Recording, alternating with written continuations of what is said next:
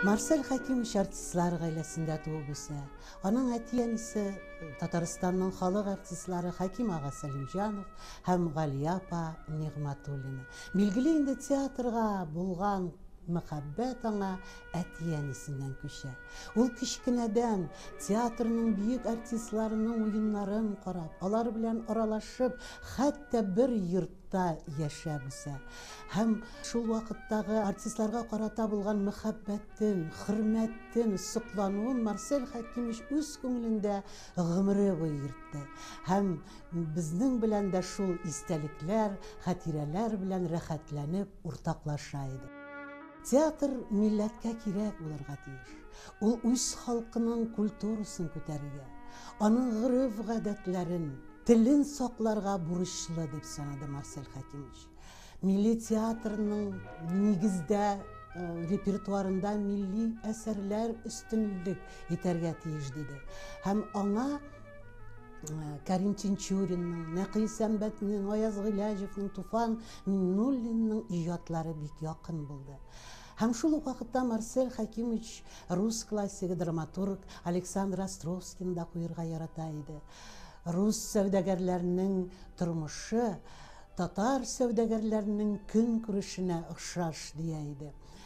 Чеховны һәм аның драматургиясын яратам, әмма бер кайчанда Чеховны куярга җөрьәт итмәячәкмен диде.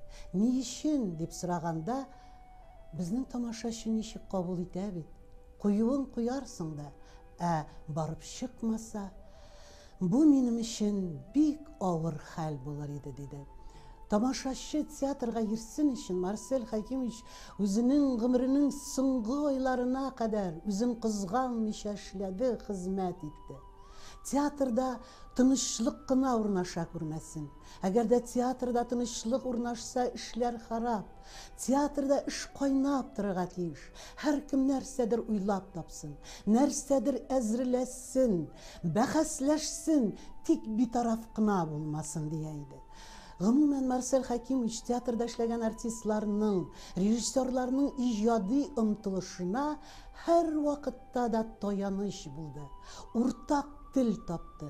Театрда эшләгән һәр кем өчен ул үзен җаваплы дип санады. Театр нигезенең ныклыгы яшьләрне кайгыртуда, картларны онытмауда диде. Һәм театрның киләчәге турында кайгыртып, актер уенының милли мәктәбенә аеруча зур игътибар итеп, Марсель Хәкимович унлап актерлар курсын укытып чыгарды.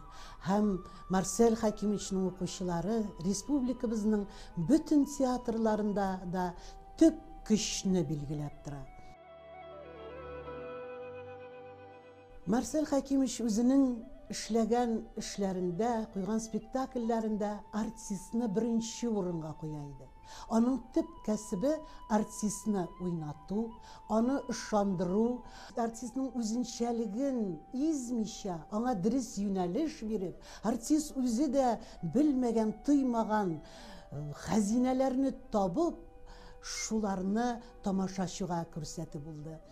Без үзебез дә Марсель Хәкимовичны бик яраттык, хөрмәт иттек, кай вакытта шүрләп тә куя идек, олыладык, чөнки ул улуг, бийек, затлы шәхес, көчле җитәкче һәм бийек режиссер булды. Без мең рәхмәтлебез Марсель Хәкимовичка. Татар халкы яшәгәндә татар театры яшәр, татар театры яшәгәндә Марсель Хәкимовичның исеме мәңге яшәр.